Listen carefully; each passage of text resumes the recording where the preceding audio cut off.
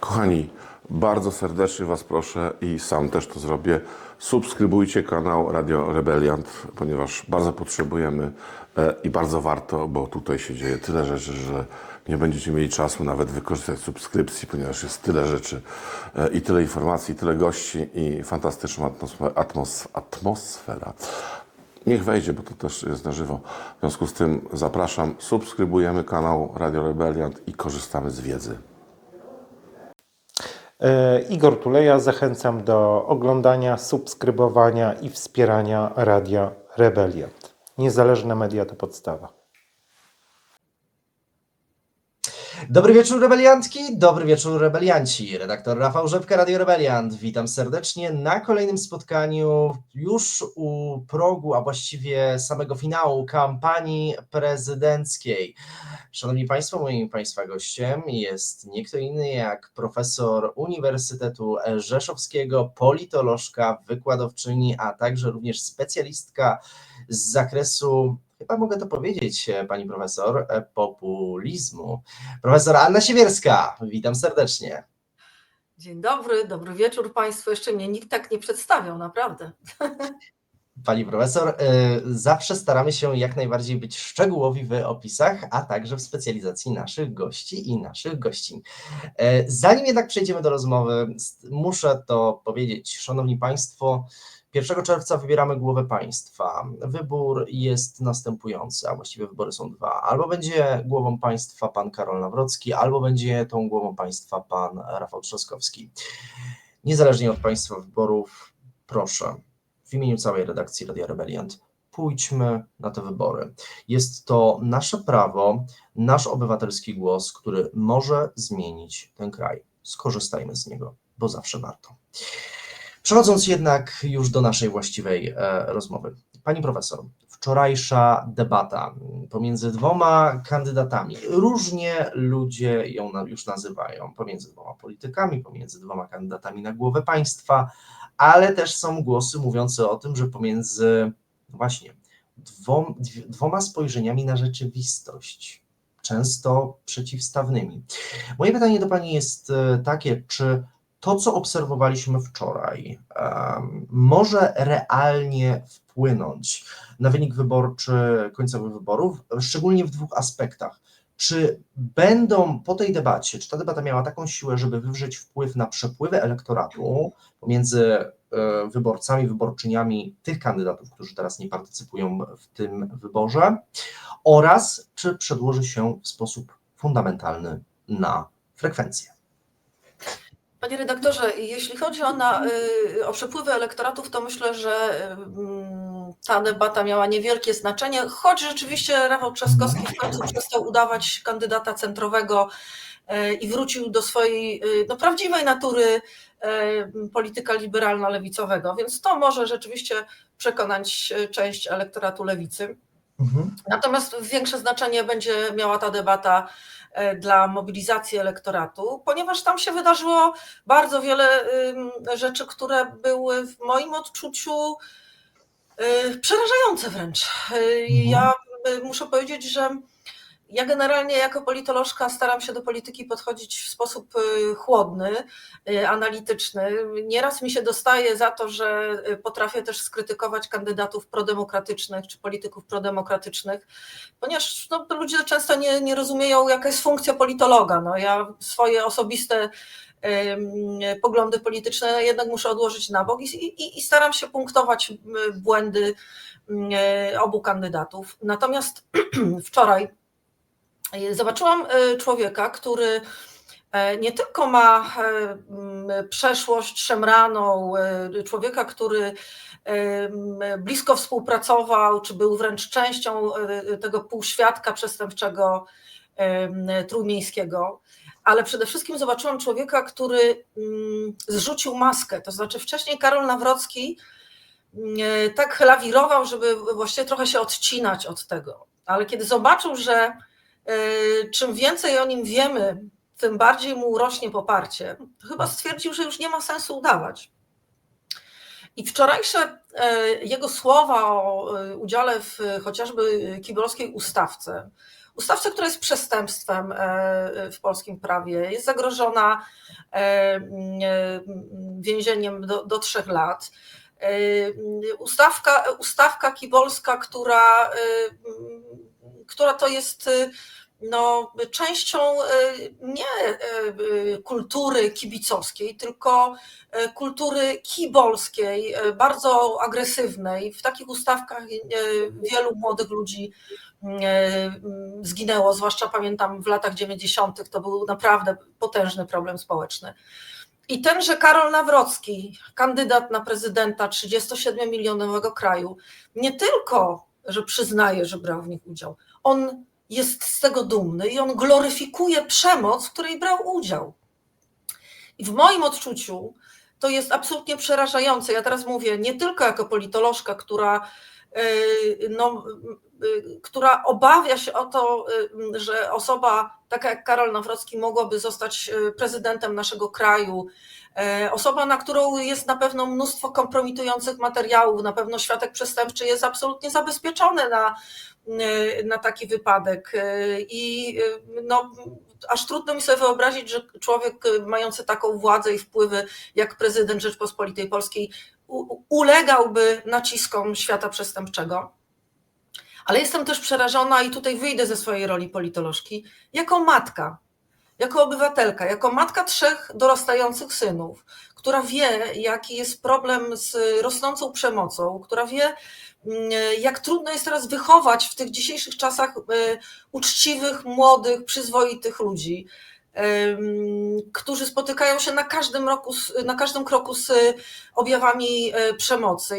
I Karol Nawrocki, on nie tylko normalizuje tą przemoc, bo to się już stało, tak? To okno Overtona zostało już otwarte na oścież, ale to, co on wczoraj robił, to było gloryfikowanie, stawianie na równi walk bokserskich i walk na innych arenach, jak to powiedział pan kandydat Nawrocki, jest w moim odczuciu wręcz gloryfikacją kibolskich ustawek, gloryfikacją przemocy, bo to trzeba też powiedzieć, bo my mówimy ustawki i to nam się tak kojarzy w miarę łagodnie, też nie każdy do końca wie, czym te ustawki są, jak one się kończą.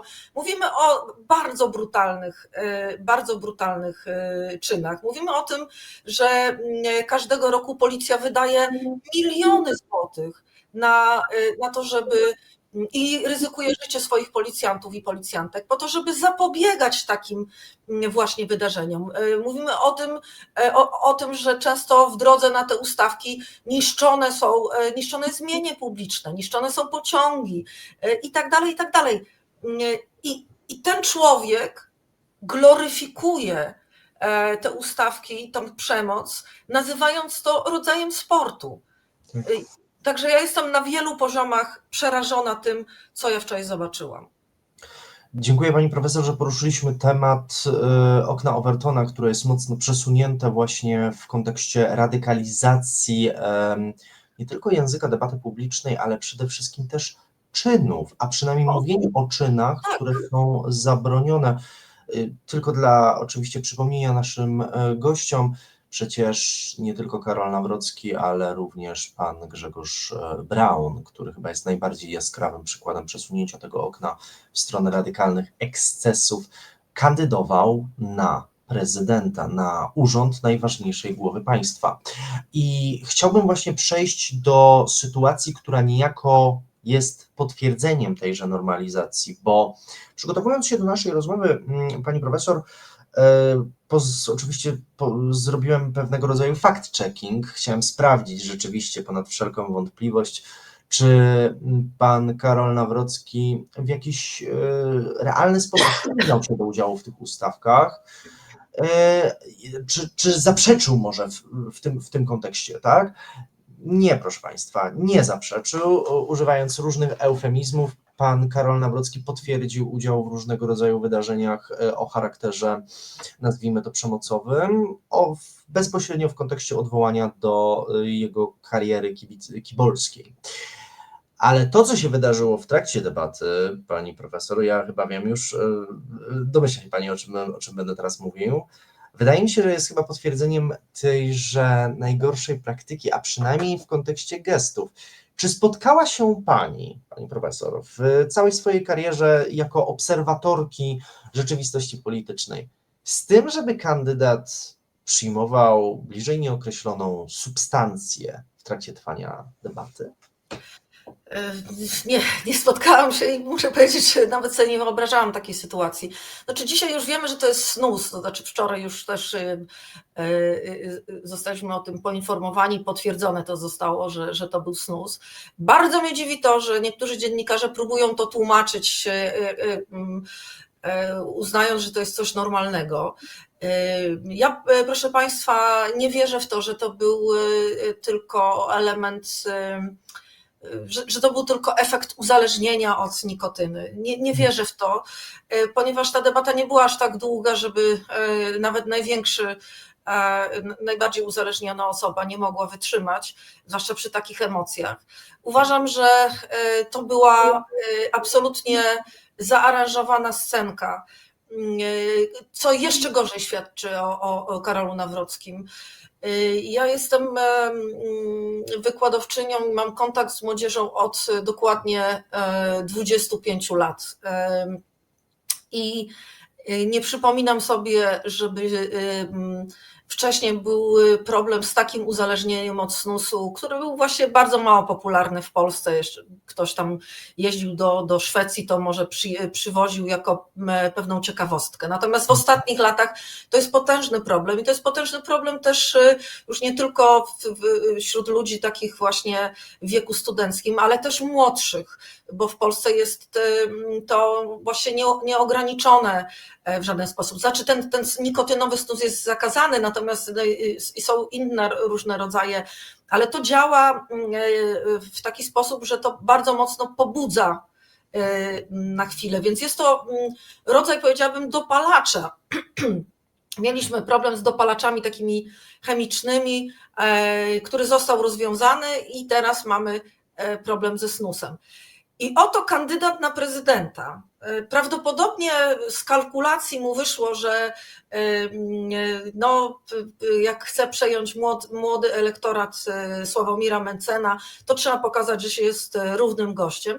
I on wciąga ten snus, wkłada go między dziąsła a wargę na wizji, wiedząc o tym, że to nie umknie nikomu i że on będzie o to pytany i że będzie mógł powiedzieć i będzie mógł użyć tego takiego bardzo potocznego sformułowania, że to jest guma, tak? To wszystko była inscenizacja w celu przejęcia tych młodych ludzi, którzy głosują na Sławomira Mentzena, co swoją drogą świadczy o tym, że sztab Nawrockiego ma jak najgorsze zdanie o tych ludziach. To znaczy, no, myślę, że obraz wyborców Mentzena nie jest tak jednoznaczny. Także ja jestem absolutnie oburzona. Co więcej, ja się zastanawiam nad tym, czy tylko oczywiście no, to się nic nie wydarzy, bo wiemy, kto rządzi Krajową Radą Radiofonii i Telewizji, ale jak to jest możliwe, że no, w pewnym sensie propagowane jest, no bo to też trzeba powiedzieć, że to jest modelowanie pewnych zachowań zdrowotnych czy antyzdrowotnych. I to się dzieje na wizji, w czasie rzeczywistym. No, to jest na tylu poziomach obrzydliwe, że mnie brakuje słów. Ja nie pamiętam takiej sytuacji. Co więcej, nie pamiętam takiej sytuacji nie tylko z Polski, ale też z jakiegokolwiek cywilizowanego kraju. Jeszcze jedna rzecz, na którą zwróciłem uwagę i na którą też jakby komentatorzy potwierdzają, to sytuacja, która wydawać by się mogła czymś powszechnym, znaczy nie zwrócilibyśmy na nią uwagi, gdyby nie powiedział jej były dyrektor IPN-u, to znaczy sytuacja dotycząca wojny w Ukrainie.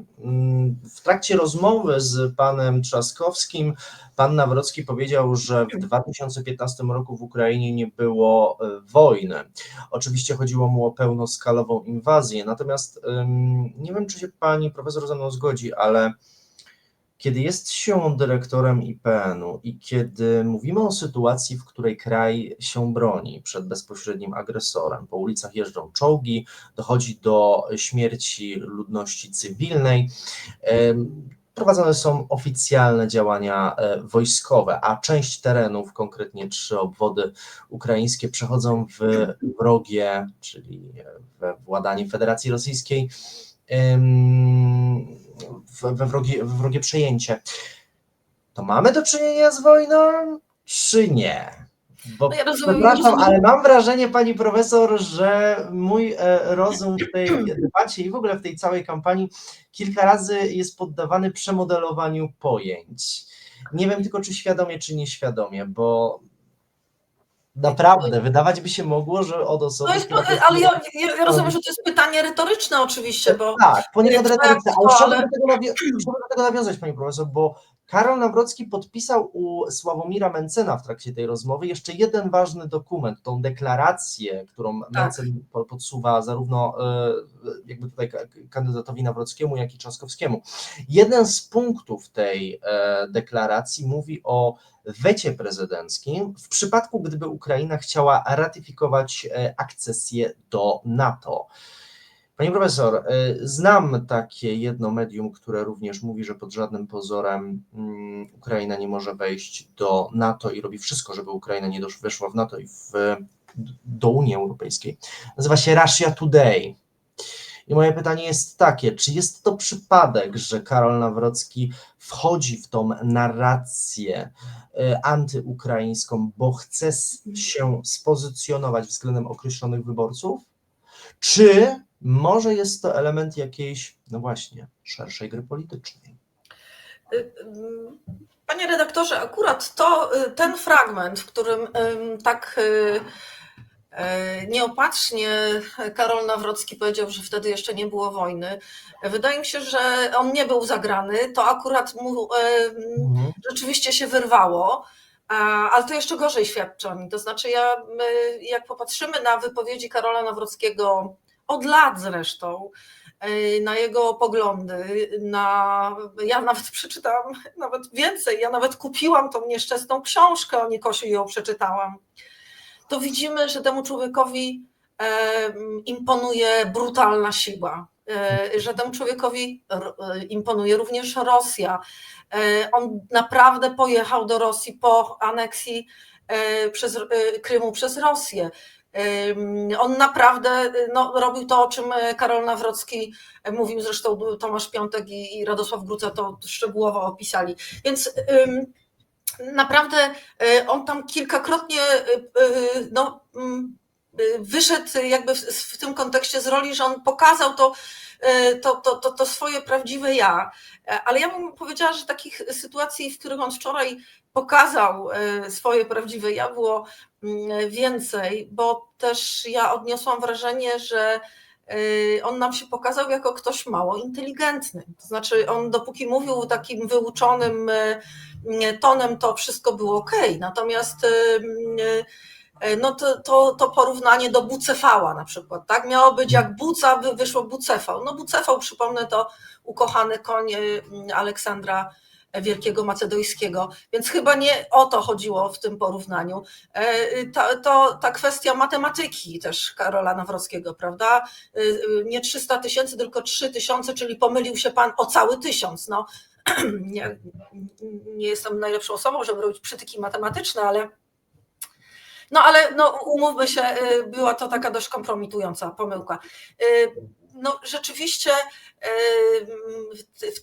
on był tak jakiś pobudzony, że kilkakrotnie pokazał nam tą swoją prawdziwą twarz. On się też widać bardzo dobrze poczuł. Wydaje mi się, że on jest pewny już, że przejął tych wyborców Brauna i Mencena. I on się tak bardzo naprawdę poczuł pewnie, że wczoraj nam pokazał, że on jest aroganckim gangusem po prostu, że użyję tego potocznego, bo nawet nie chciała powiedzieć gangsterem, bo to byłby pewnie w jego uszach komplement, bo jak przeczytałam tę książkę o Nikosiu, to jest książka napisana trochę na zasadzie hagiografii, więc z takim naprawdę dużym podziwem, można powiedzieć, dla tego całego świadka przestępczego. Tam jest wiele takich śmiesznych fragmentów. W którymś momencie nawet zaczęłam liczyć, ile razy pisze o bramkarzach, bo sam wtedy był bramkarzem i chyba chciał podkreślić, jak ważni byli w tym świadku przestępczym. Natomiast no rzeczywiście ten obraz, który wczoraj zobaczyliśmy, no to jest obraz, który może nas przerazić i ja mam nadzieję, że to też zmobilizuje tą stronę prodemokratyczną, która jest leniwa. To trzeba też powiedzieć, że wyborcy partii tych liberalno-lewicowych są po prostu mniej zdyscyplinowani. No i to jest potężny problem. Ale może wczoraj, kiedy oglądały to chociażby kobiety, takie jak ja, które mają dzieci, które wiedzą, jak trudno te dzieci wychować w czasach tego zalewu przemocy, z którym się spotykamy, może te kobiety zamiast gotować niedzielny obiad, to powiedzą: cała rodzina marsz na wybory. Marsz na wybory, bo nie może przez 5 lat wzorem dla naszych dzieci być ktoś taki.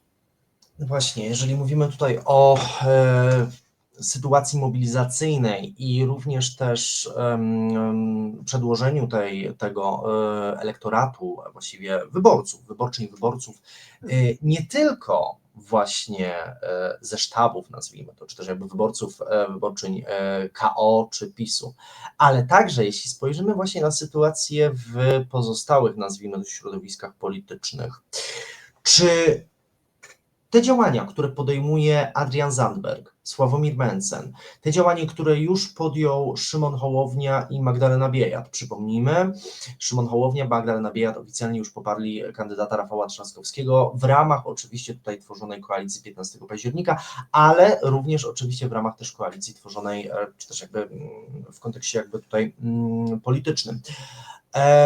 Czy będzie sytuacja, w której rzeczywiście możemy się spodziewać na samym końcu kampanii, na samym końcu jakby tutaj tego okresu, że Sławomir Mencen bądź Adrian Zandberg jednak zaryzykują i jednak sformułują taki przekaz, bo o oficjalnym poparciu raczej myślę nie możemy mieć mowy, nie możemy tutaj mówić, ale sformułują taki przekaz do swojego elektoratu, żeby jednak ich elektorat poszedł i zagłosował za określoną opcją. Czy taka sytuacja może mieć jeszcze miejsce? Bo na razie patrząc po działaniach obu panów, obaj panowie są, bym powiedział, dosyć powściągliwi. Nie tylko w kontekście, co oczywiste, wskazania na któregoś z kandydatów, ale w ogóle zachęcania do frekwencji. Panie redaktorze, bo obaj kandydaci myślą o swoim politycznym interesie. W interesie politycznym chociażby Sławomira Mencena jest jednak przede wszystkim to, żeby stawiać na wybory parlamentarne. Prezydentem już nie został i w tym rozdaniu nie zostanie. Jednoznaczne poparcie dla jednego z kandydatów no, byłoby bardzo ryzykowne. W ogóle jeśli miałoby to być jednoznaczne poparcie, to pewnie bliżej do Nawrockiego, ale to nie jest z kolei w interesie Konfederacji, żeby budować tak mocny PiS.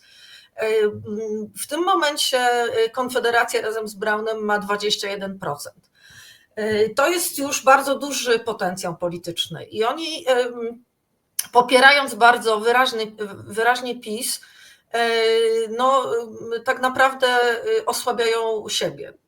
Więc myślę, że Sławomir Mencen bardzo wyraźnego wskazania nie zrobi. Co więcej, w jego interesie byłoby bardziej, żeby wygrał Rafał Trzaskowski i oczywiście tego głośno nie może powiedzieć, ale prawda jest taka, że gdyby Rafał Trzaskowski wygrał, to Konfederacja dalej będzie rosła w siłę. Natomiast jeśli wygra Karol Nawrocki, to PiS dostanie wiatr w żagle i po prostu część tego elektoratu prawicowego, który lubi być zawsze po stronie wygranych, wchłonie. Natomiast jeśli chodzi o Zandberga, Zandberg też tutaj kalkuluje na wybory parlamentarne. Natomiast to jest jednak też kwestia myślenia w kategoriach takich odpowiedzialności w stosunku do obywateli i do państwa. I ja muszę powiedzieć, że stawianie na równi, bo teraz zastosuję retorykę lewicy, tak? To nie są moje słowa, obrzydliwych lipków, tak, skoligaconych z deweloperami, no i jednak człowieka, który ma poglądy skrajnie prawicowe, ma przeszłość przestępczą i tak dalej, no to proszę mi wybaczyć, ale jednak jak się stawia na równi, na równej szali te dwie rzeczy, no to chyba coś jest nie tak, tak?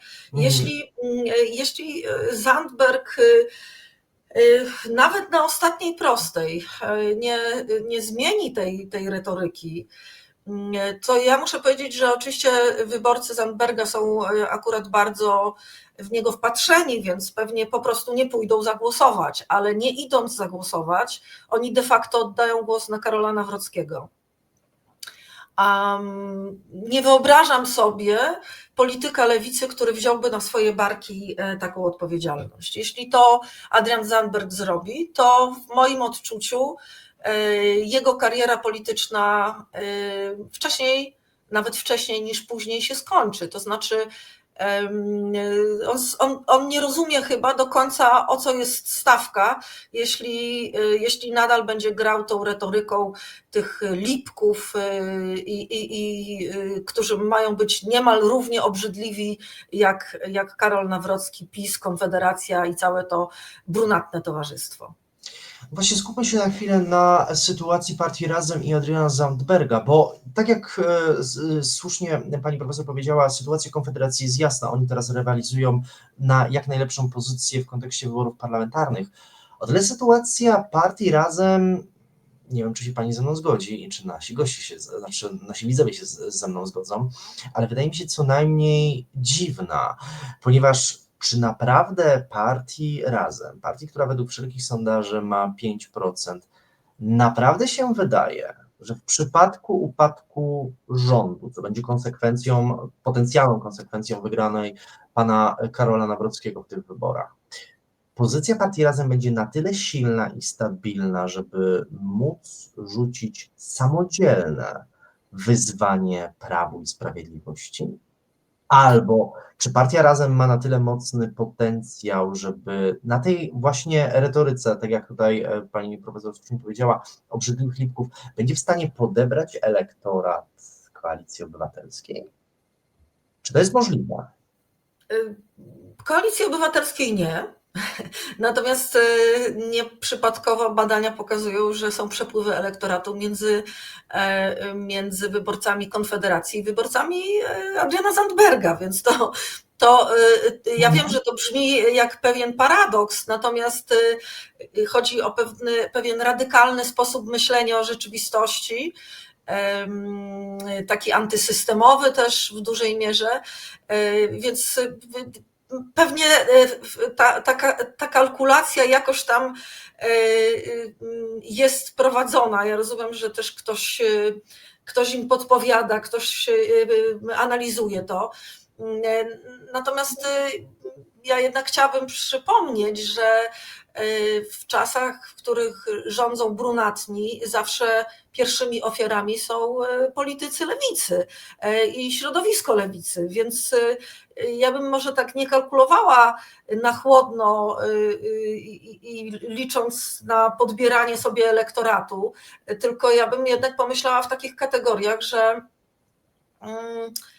mówimy tutaj o realnej przyszłości naszego kraju i o sytuacji, w której my bardzo szybko brunatniejemy i to jest coś przerażającego. I jeśli lewica pośrednio, ale przyłoży do tego rękę, to ja muszę powiedzieć, że tak długodystansowo to się w żaden sposób nie może opłacić. Zresztą ja sama mam bardzo wielu studentów, bo studenci to też jest, młodzi ludzie lubią radykalizmy, więc bardzo wielu studentów głosuje właśnie na Konfederację albo na partię Razem. I oni tutaj też są bardzo mocno zagubieni. To znaczy oni mówią, że mają taki trochę dysonans poznawczy. Iść czy nie iść, ale jak nie pójdą, to tak jakby zagłosowali na Nawrockiego, ale zagłosować na Trzaskowskiego, ale on przecież jest takim lipkiem typowym, takim warszawiakiem, tak, klasycznym, Tylko znowu, no to jeśli najgorszą rzecz, którą możemy Trzaskowskiemu zarzucić, to to, że jest właśnie tym paniczykiem, to słowa moich studentów, no to w sumie nie jest z nim źle, no tak? Tu mamy gościa, który brał udział w ustawkach i był częścią świata przestępczego, a tu mamy faceta, który no jest takim trochę zakochanym w sobie liberałem z wielkiego miasta. No to okej, no oba zarzuty mają jakiś ciężar, ale to zważmy ten ciężar, tak? Mhm. Pani profesor, na zakończenie naszej rozmowy chciałbym poruszyć jeszcze jedną ostatnią kwestię, która myślę, że będzie najistotniejsza z perspektywy, no właśnie, mobilizacyjnej, frekwencyjnej. Pierwsza tura pokazała w sposób dobitny, jeżeli weźmiemy pod uwagę tych dwóch kandydatów, którzy aktualnie pozostali na placu boju, że wybór między Karolem Nawrockim a wybór między Rafałem Trzaskowskim to w dużej mierze wybór pomiędzy dużymi a małymi ośrodkami zamieszkania. Widzimy również, że lewica w dużej mierze wygrała w dużych miastach. Ta sama lewica, która jak wiemy, przynajmniej w kontekście pana Adriana Zandberga, nie kwapi się specjalnie do wyboru między tymi dwoma panami. Moje pytanie na zakończenie jest takie, jak możemy zmobilizować elektorat miejski, który wiadomo, że będzie głosował na Rafała Trzaskowskiego po to, żeby poszedł i zagłosował w wyborach, albo generalnie, żeby po prostu żeby osoby poszły z tych dużych ośrodków miejskich do wyborów? Myślę, że dzisiejsza rozmowa Trzaskowskiego z Mencenem będzie bardzo istotna. Ona może być nawet istotniejsza, jeśli chodzi o pozyskanie nowych wyborców, niż wczorajsza debata. I nie dlatego, że liczę na to, że Trzaskowski przekona wyborców Mencena, choć nie wykluczam, że część może przekonać. Natomiast Rafał Trzaskowski albo jego sztab w tej kampanii zrobił jeden podstawowy błąd. On w którymś momencie za bardzo chciał się pokazywać jako kandydat centrowy. Zaczął się odcinać od swoich liberalno-lewicowych korzeni i część jego wyborców poczuła się zdradzona. I symbolem tego oczywiście stało się to schowanie tej tęczowej flagi. I ja myślę, że dzisiaj Rafał Trzaskowski na rozmowie z Mencenem ma okazję pokazać tak naprawdę, hej, ja jestem właśnie ten Rafał, którego kiedyś znaliście. Ten właśnie, który chodził na Parady Równości, ten, który rzeczywiście wierzy w to, że trzeba ograniczać ruch samochodowy w mieście, ten, który wierzy w to, że musimy wziąć odpowiedzialność za kwestie klimatu. Tak, ten Rafał Trzaskowski dobrze wykształcony, który się nie wstydzi tego, że włada językami. To już było wczoraj widać, tak? W końcu przestał ukrywać to, tak? W końcu przestał udawać swojaka, tylko pokazał. Ja nie potrzebuję prezydenta, który będzie moim kumplem, tak? Ja mam kumpli wystarczająco. Ja potrzebuję prezydenta, za którego się nie będę wstydzić. Drodzy Państwo, jeśli nie macie przekonania do żadnego kandydata, to po prostu wybierzcie tego, za którego się będziecie mniej wstydzić. Tyle. Czasami najprostsze rozwiązania wydają się najbardziej oczywiste, chociaż biorąc pod uwagę tą kampanię wyborczą, chyba możemy powiedzieć, że możemy się spodziewać niespodziewanego, bo chyba nikt z nas nie spodziewał się, że Polska niestety nam aż tak zbrunatnieje. I to będzie jeden też z faktorów, który myślę, że będzie istotny w tych wyborach. Szanowni Państwo, bardzo serdecznie dziękuję za dzisiejszą rozmowę. Moim Państwa gościem dzisiejszej rozmowy Radia Rebeliant była profesor Uniwersytetu Rzeszowskiego, politolożka oraz specjalistka od m.in. populizmu, profesor Anna Siewierska. Bardzo serdecznie dziękuję Pani profesor za dzisiejszą rozmowę. No dziękuję i oczywiście bardzo. liczymy, Dziękuję Państwu, pozdrawiam wszystkich rebeliantów. Liczymy również, że zaszczyci nas Pani swoją obecnością, gdy już będzie wiadomo, kto z tej dwójki zostanie prezydentem Rzeczypospolitej Polskiej. Oby na wesoło. Oby na wesoło. Wszystkiego dobrego. Bardzo serdecznie dziękuję Państwu za dzisiejszą rozmowę. Kłaniam się.